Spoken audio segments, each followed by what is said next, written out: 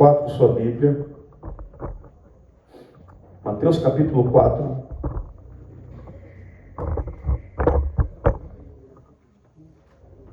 Irmãos, um teólogo alemão, ele foi executado no final da Segunda Guerra Mundial. Ali em abril de 45, ele foi executado pelos nazistas. Esse teólogo, inclusive tem um livro que conta a história dele, né, O Agente da Graça. O nome desse moço, ele era professor teológico e tal, ele falava muito sobre ética cristã. O nome dele era Dietrich Bonhoeffer. É dele uma expressão que eu considero muito, muito, muito profunda. Ele falava sobre a graça barata. Repito, Bonhoeffer, na sua fala e nos seus escritos, ele nos alertava os cristãos da sua época acerca da graça barata. O que seria isso na compreensão de Bonhoeffer? Aquela pregação que oferece tudo, mas não exige nada. Aquela pregação que promete tudo, em contrapartida, não exige nada. Bonhoeffer falou isso ali na primeira metade do século passado. Mas isso é mais atual do que nunca. A graça, que não é graça, coisa nenhuma, barata. Basta você ligar a sua TV, acessar a sua internet, olhar no Instagram, muitas pregações que prometem tudo, mas que não exigem nada. E isso, irmãos, não é evangelho. Isso não é ser cristão, isso não é caminhar com Cristo. Nesse texto que eu pedi para os irmãos abrirem comigo, Mateus 4, do 18 em diante, há uma canção do Padre Zezinho, muito famosa. Meus pais são ali de Capinzal, uma cidade aqui no interior aqui do Maranhão, e todo domingo, por anos a fio, pela manhã cedinho e no final da tarde, ali nas horas que antecediam a missa, a igreja tinha aquele serviço de alto-falante e ficava tocando aquelas músicas religiosas. Eu escutei muitas músicas do Padre Zezinho. E ele tem uma canção que fala sobre um barco esquecido na praia. Já ouviram? Há um barco esquecido na praia.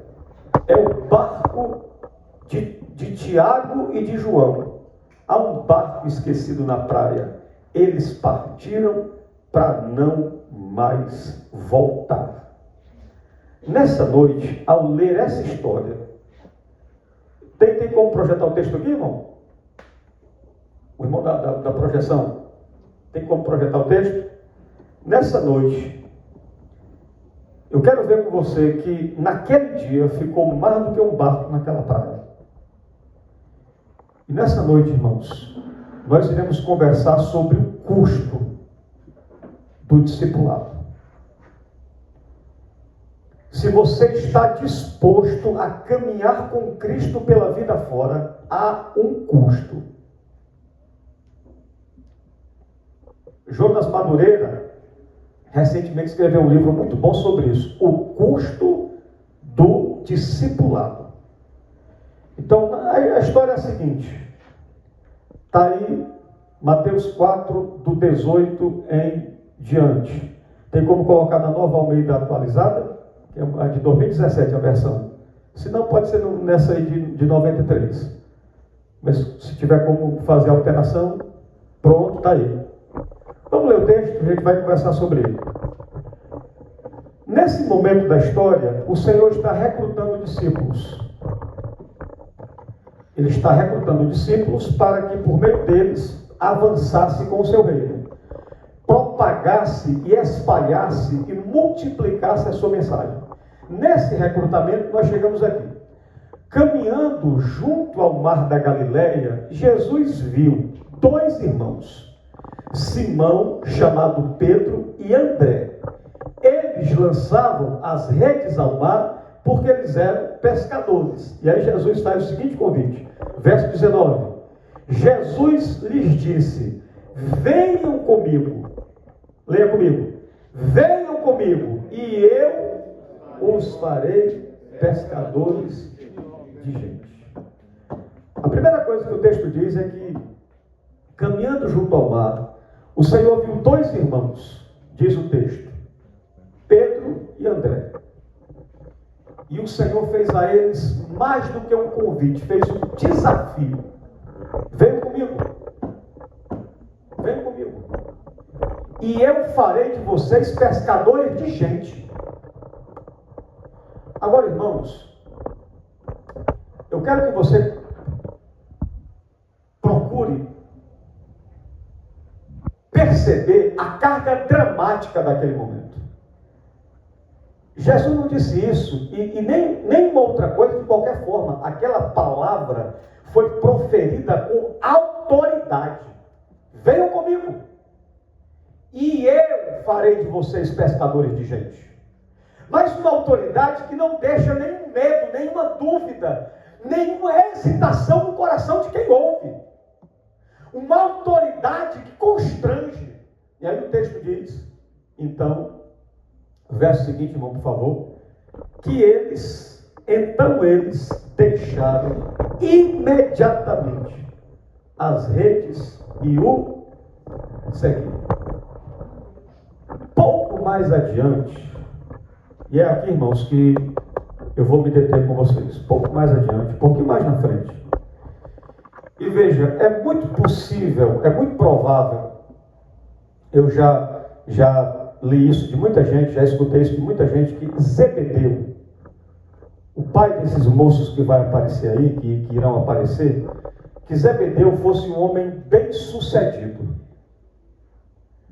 Ao que tudo indica, por exemplo, quando a mulher dele é citada como a mulher de Zebedeu. Os filhos, quando são citados como os filhos de Zebedeu. Ao que tudo indica, Zebedeu era alguém importante naquela comunidade. Ao que tudo indica, Zebedeu possuía, naquele contexto, uma empresa pesqueira. Ele era um homem de posse. Ele era um homem conhecido, era um homem respeitado. E pouco mais adiante, Jesus viu outros 2 irmãos. Tiago, filho de quem? De Zebedeu. E João, o irmão dele. Eles estavam no barco em companhia de seu pai. Veja só, Tiago e João não apenas trabalhavam para, eles trabalhavam com o pai. Ali era o trabalho deles, era o ganha-pão deles, era a vida deles, era a empresa deles.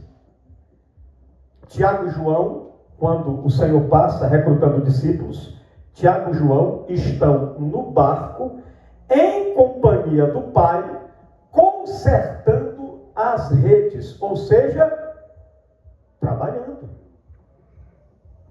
É nesse cenário que Jesus os encontra.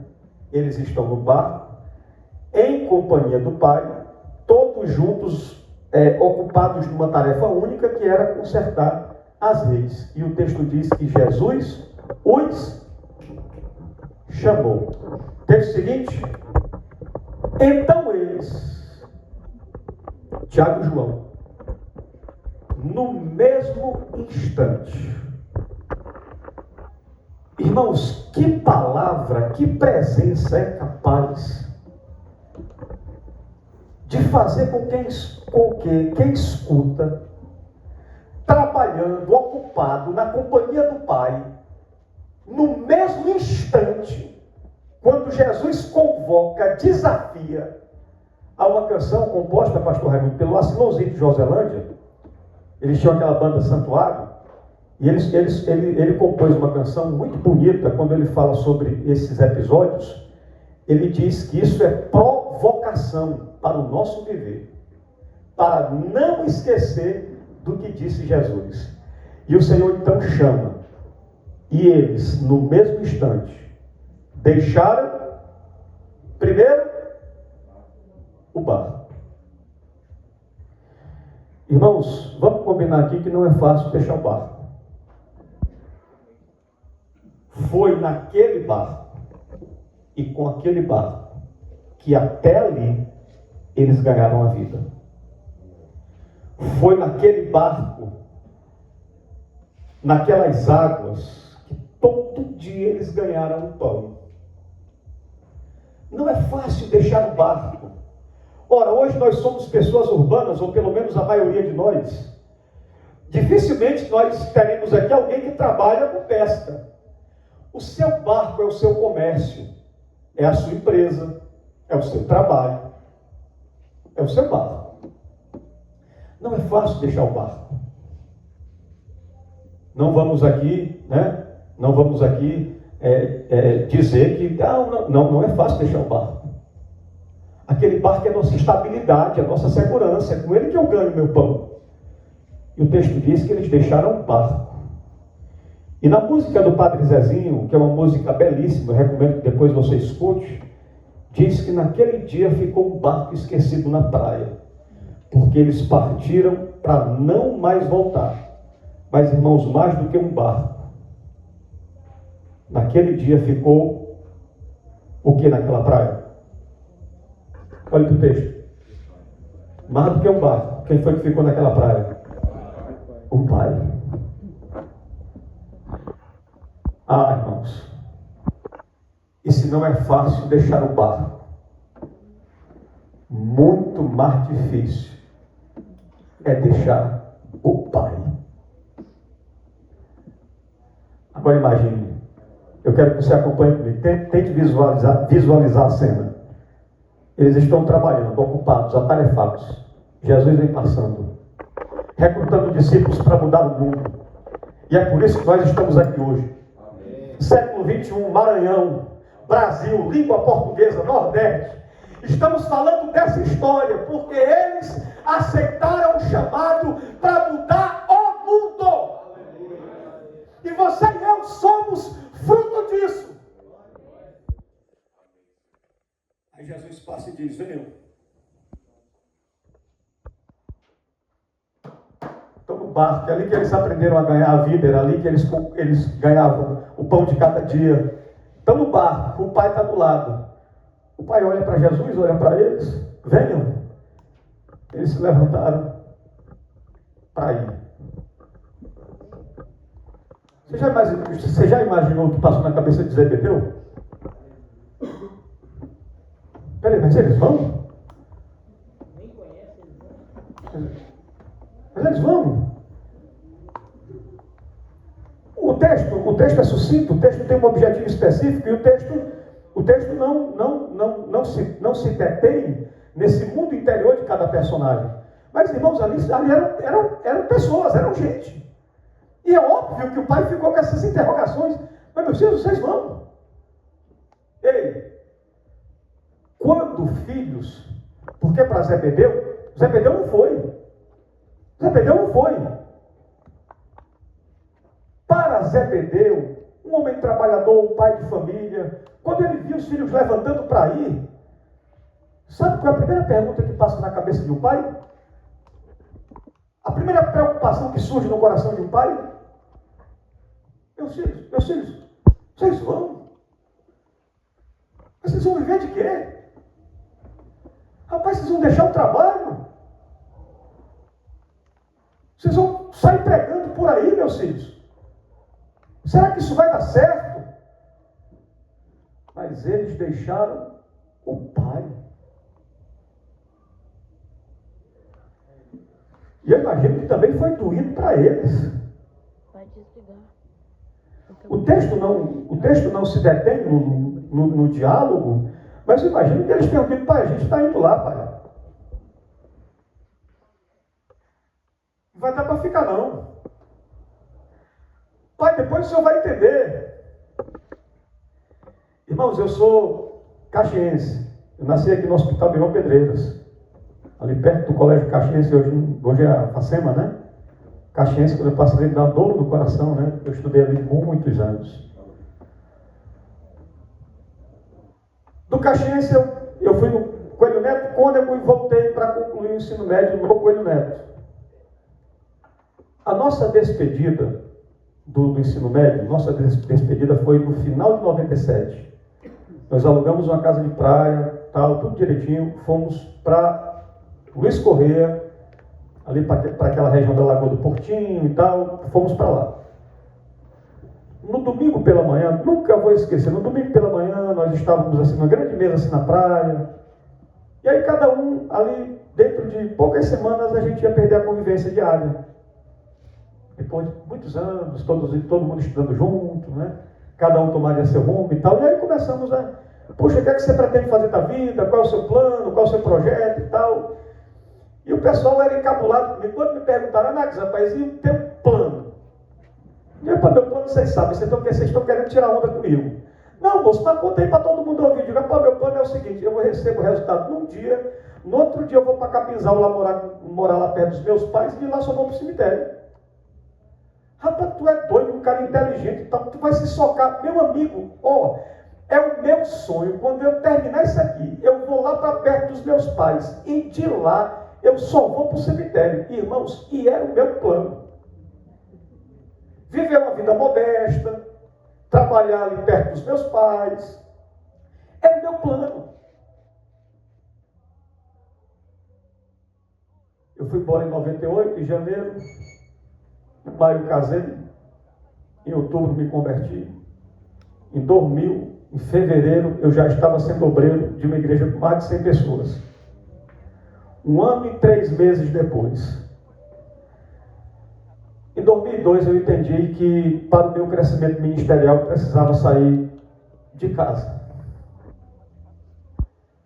Eu chamei a igreja, falei a igreja crescendo, eu falei, irmãos, olha, minha família é política, eu expliquei as razões.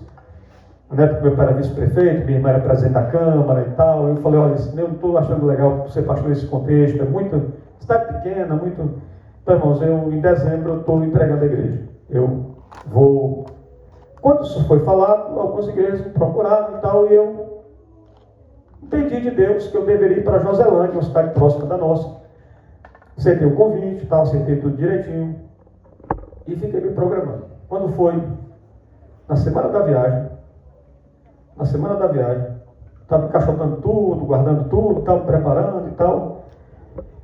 E aí, irmãos, o carro da mudança me ligaram assim, pastor, rapaz, olha, aconteceu um problema, o carro seria para uma quinta, o carro vai ter que ir hoje na quarta-feira. Tem algum problema? Eu falei, não, meu irmão, já está tudo empacotado aqui, já está tudo arrumado, pode mandar.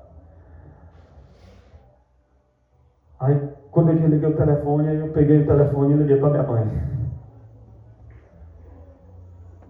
Eu falei, mãe, teve uma mudança aqui nos planos. Eu baixei. O pastor Raimundo conheceu minha mãe, nós éramos muito amigos. Eu falei, mãe, teve uma mudança aqui nos planos. E ela falou, o que foi, meu filho? Mãe, o carro que só chegaria amanhã, ele já está vindo. Aí eu estou indo embora hoje. Ela falou, mas meu filho, não era só, mas tudo bem e tal. Aí eu falei, mãe, eu estou ligando, mas não é nem para isso não, estou ligando para lhe dizer uma coisa. A senhora lembra que quando eu cheguei aqui eu disse que eu ia ficar a vida toda do seu ladinho? Aí ela tentando, meu filho, meu filho, não, a senhora lembra que eu lhe disse? Lembro. Pois é, mãe, eu só estou quebrando a minha palavra, porque foi Deus quem me chamou. Meu filho, eu sei, não, mas eu queria que a senhora soubesse disso, mãe, se não fosse por minha vocação, eu não iria sair de perto da senhora. Mas, mãe, esse chamado aqui é maior. Aí eu estou ligando para a senhora para dizer que eu vou. E ela disse, mas meu filho, não precisa, eu sei disso e tal. Não, mas é porque quando eu cheguei, eu disse para a senhora, mãe, eu vim para ficar do seu ladinho. E eu estou indo embora, e eu queria que a senhora e o papai soubessem que eu estou indo embora. Só porque Jesus me chamou. por nenhuma outra razão, por nenhum outro salário, por nenhum outro emprego, eu deixaria de cumprir a minha promessa.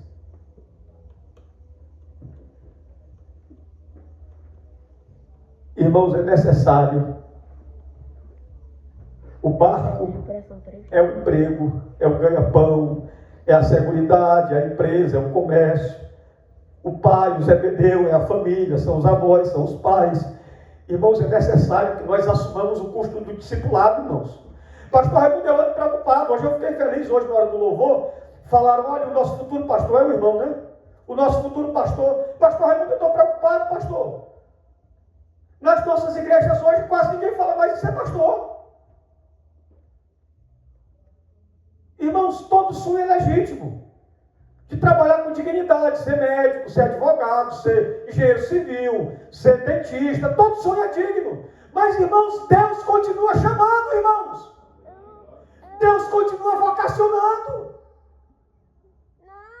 E, meus irmãos, para que a igreja avance, não nos enganemos.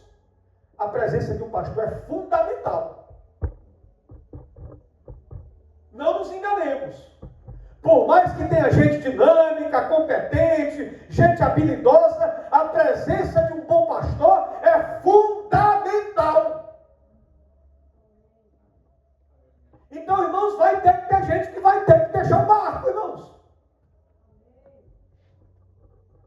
Homens terão que deixar o barco. Por mais doído que seja, por mais difícil que seja.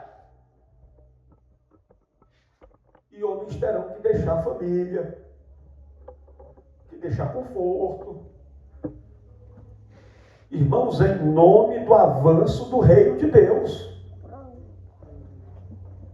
Deixa eu dizer um dado aqui para os irmãos, para você homem, eu quero que isso provoque o seu coração. Não. Russell Shedd, saudoso Russell Shedd, uma vez foi pregar no congresso missionário, e ao fazer uso da palavra, ele disse, eu saúdo os irmãos com a graça, com a paz e com a perturbação do Senhor. Aí todo mundo ficou assim, o pessoal, esse velho está ficando doido. Ele disse, não, ninguém ouviu errado não, com a perturbação do Senhor. Eu espero que com a minha fala, Deus perturbe o seu coração. Irmãos, amanhã é domingo. Amanhã será domingo. Você tem ideia de quantas igrejas, pequenas igrejas, em bairros, em povoados, você tem ideia de quantas igrejas não tem pregador para amanhã? Não, tem um irmãozinho lá que vai fazer porque tem que fazer. Mas eles estão rogando a Deus que apareça alguém. Que chegue alguém. Que alguém se candidate, se apresente, se voluntarie para pregar o Evangelho, irmãos. E aqui, nesse episódio, Jesus passa recrutando, venha, e eles foram indo no mesmo instante, deixando barco, deixando rede, deixando empregado, deixando funcionário, deixando pai, deixando mãe, para caminhar com Jesus Cristo.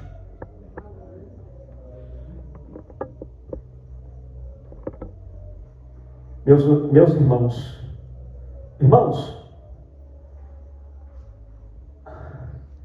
eu me comovo. Eu sou professor de História da Igreja e História dos Batistas. As primeiras igrejas batistas organizadas no Brasil, as primeiras, 5, 8, 10, 12, no máximo 15 membros, as primeiras. Os missionários que plantaram a nossa igreja aqui, em meados do século XVIII, na segunda metade do século XVIII, os missionários que plantaram o nosso trabalho, muitos deles vieram dos Estados Unidos e muitos deles morreram aqui e nunca mais voltaram para casa. Nunca mais reencontraram a família. Deram a vida no campo missionário. Um dia desses eu escutei irmãos, tem crente gravando cada coisa, e pior, não é quem está gravando, pior é quem está ouvindo, gostando, dizendo que é bonito. Gravaram uma música aí, o cara dizendo, antigamente a igreja tinha medo do inimigo. Quando foi antigamente que a igreja tinha medo do inimigo? Eles vieram da outra América, deixaram conforto, estabilidade, deixaram uma terra próspera e vieram para cá. foram incompreendidos, perseguidos, e aqui eles doaram a vida pela causa do Evangelho. E meus irmãos, a nossa obrigação é pegar o bastão da fé e levar adiante. Nós, homens batistas, é a nossa obrigação. Obrigação. Eu me lembro de um conferencista nosso, pastor Raimundo, conferencista nosso de confiança, foi pregar uma vez no lugar, e o pai todo empolgado com o filho. Aí, meu filho aqui é corintiano, filho é corintiano. Aí o pastor percebeu que o filho do irmão não era crente. O pastor começou a ver assim um negócio meio desmantelado e tudo. Aí o pastor, com muito jeito, né, tal, disse: irmão, o irmão já tinha fopado que o filho era corintiano, que aqui em casa todo mundo é corintiano raiz. O pai já tinha fopado, né? Fopado. Aí o pastor percebeu que o menino parece que não era crente. Aí o pastor, com muito jeito, disse: irmão, deixa eu lhe fazer uma pergunta. O seu filho, ele é convertido? Disse: não, pastor, você sabe como é, essa questão de fé, uma questão muito da consciência de cada um, e eu deixei ele muito à vontade, e tal, e o pastor ficou pensando: rapaz, é curioso, né? Para ser corintiano, o pai botou, foi para quebrar com o menino, agora para ser crente não, é de cada um, não é? Eu vou entregar um rapaz bem aqui que está olhando para mim, bem aqui, meu filho. Quando meu filho era pequeno, eu estava lançando as bases do meu ministério, e eu dei uma distanciada do futebol. Entrou alguém na minha casa, pastor Ramilson, pastor Raimundo conhece. Entrou alguém na minha casa, muito querido da minha família, começou com a conversa e tudo. Aí depois que eu já voltei a acompanhar mais futebol, eu estava vendo o jogo do Flamengo, aí meu filho chegou e disse: esse time é o time da Globo, só ganha roubado. Só ganha porque o menino está aprendendo isso aí com quem, menino? Ah, isso aí, isso aí e tal. Aí eu, rapaz, esse menino aí não vai ser flamenguista não. Aí um dia ele me chamou, ele pequenininho, me chamou e disse: pai, eu quero conversar um negócio com o senhor. Eu digo: diga aí, o que é? Ele disse: eu escolhi o time para me torcer. Eu digo: qual foi o time que tu escolheu para tu torcer?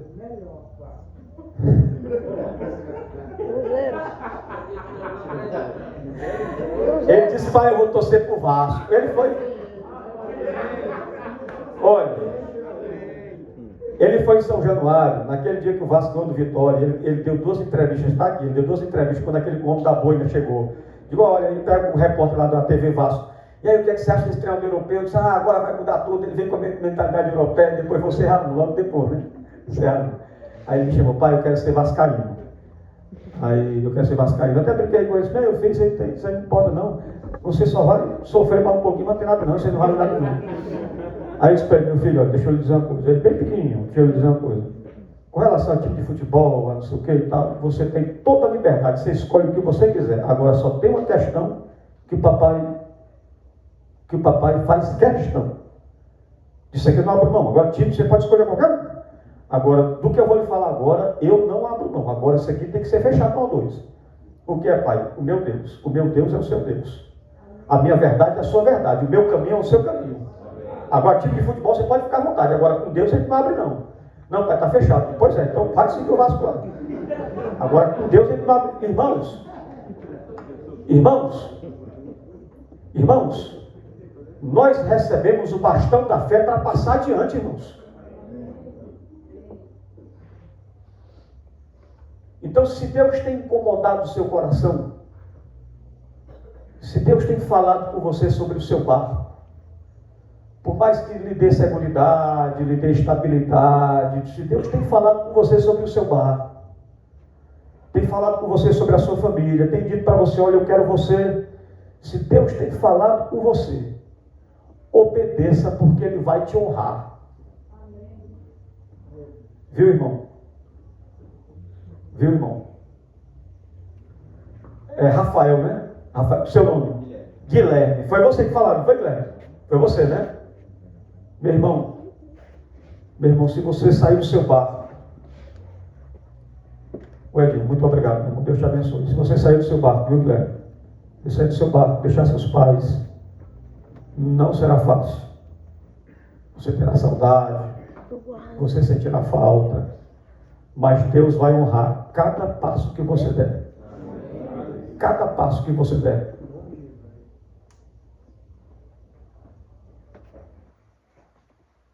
Portanto, homens, há algo, irmãos, eu não estou aqui desmerecendo, é importante que você tenha a sua estabilidade, que você tenha seu trabalho, tudo isso é importante, tudo isso aí tem seu valor, tem seu lugar, tem sua importância. Agora, irmãos, Deus está nos chamando para algo maior. Para algo maior. A prioridade das nossas vidas é o Senhor e o seu reino. É a sua vontade e a sua verdade. Deus está nos chamando para algo maior. Amém? Amém. E porque nem todo mundo será chamado para ir. Né? Mas onde você estiver, ali você é o missionário. É assim que o reino de Deus avança. Amém, irmãos? É assim. Termino com essa história. Quando eu me converti, eu trabalhava numa rádio. Eu tinha um programa musical. Boa noite, cidade. Estamos aí até às 11, tocando o melhor da música. Então, fique ligado conosco. Já, e tempo para Broadway. Aí, para os corações apaixonados e tal. E eu tinha, antes do WhatsApp e tal, eu tinha um baúzinho, um recipiente lá no negócio, que as pessoas que interessavam carta para o meu programa, a secretária colocava lá e na hora eu selecionava, lia e tal. E eu sempre gostei muito de ler. A minha caixa era toda enfeitada com frases de filósofos, escritores e tal. Aí quando eu me converti, primeira medida quando eu cheguei de serviço, eu arranquei tudinho e enchi. João 10:9, eu sou a porta, se alguém entrar por mim será salvo. João 14:6, eu sou o caminho, a verdade e a vida. João 8:12, eu sou a luz do mundo. Enchi. No outro dia, quando eu cheguei para trabalhar, a secretária da rádio me chamou. Max, eu quero conversar um negócio com você. Eu pensei que era outra coisa. Pô, não, diga. Não, sentei. Me diga uma coisa. O que é que tinha de errado com a sua caixa? Aí eu fiquei assim, não. Como assim? Não, porque você mudou tudo, agora só tem coisa de religião. Me responda uma coisa, ela me perguntou. Nunca esqueci. Por que é que todo mundo que entra na crença vira fanático? Aí eu entendi. Eu digo, não, você entendeu errado. Não é fanático, não. É o seguinte. O amor que a gente conhece, quando conhece a Cristo, é tão grande que a gente não consegue ficar calado. E mudar a minha caixa, enchê-la de frases bíblicas, foi a minha forma de dizer que eu encontrei o maior amor que alguém pode encontrar. E nem que eu quisesse calar, eu não conseguiria. Olha, irmãos, quem de nós não lembra Jesus curando gente, dizendo, não conto nada para ninguém, não. Nós não caboclo para isso, não contou para todo mundo.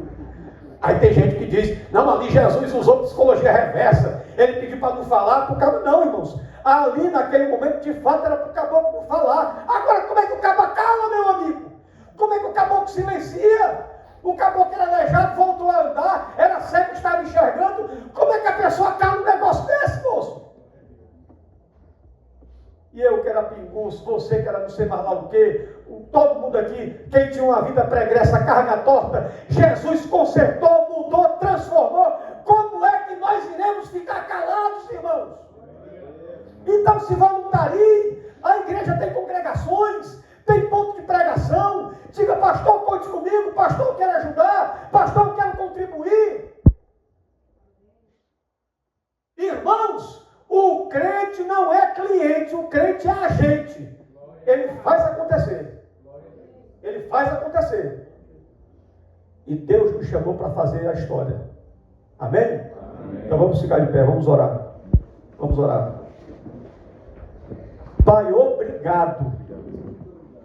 Porque assim como o Senhor chamou Tiago e João,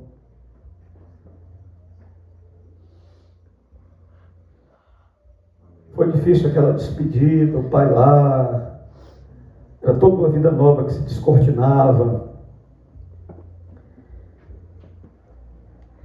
Assim como o Senhor chamou o Tiago e João lá no primeiro século, o Senhor continua chamando hoje o Raimundo, o Anax, o Leonardo, chamando o Genésio, chamando o Raimundo Luiz, o Senhor continua chamando o Guilherme, o Senhor continua chamando o Edinho, o Senhor continua chamando o Carlito, o Senhor continua chamando todos nós, para que lá fora, em qualquer lugar, por onde formos e por onde andarmos, o teu nome seja o nome glorificado, a tua palavra seja a palavra proclamada, a tua verdade seja a verdade exaltada, O Senhor continua contando conosco para que nós façamos a diferença, para que outros ouçam, como nós ouvimos por causa deles, para que outros ouçam por causa de nós. A mensagem que só há um Deus, e o nome dele é Jesus Cristo, capaz de salvar, perdoar, transformar e mudar todo o coração que a ele se achegar em arrependimento e fé. Portanto, Senhor, muito obrigado por esse momento. Muito obrigado por esse momento. Assim, um barco esquecido na nossa praia, um barco dos nossos sonhos anteriores. Mas nós deixamos esse barco para navegar em outro mar, no mar da fé, acreditando que o Senhor tem uma pescaria muito maior para nós. Nós queremos lançar a nossa rede ao mar. Outras e tantas almas nós iremos ganhar. Tantas almas que não poderemos contar. Almas como a areia do mar, como diz o cântico. Senhor, usa-nos para a glória do teu nome. É a nossa oração em nome de Jesus. Amém e amém. Deus nos abençoe.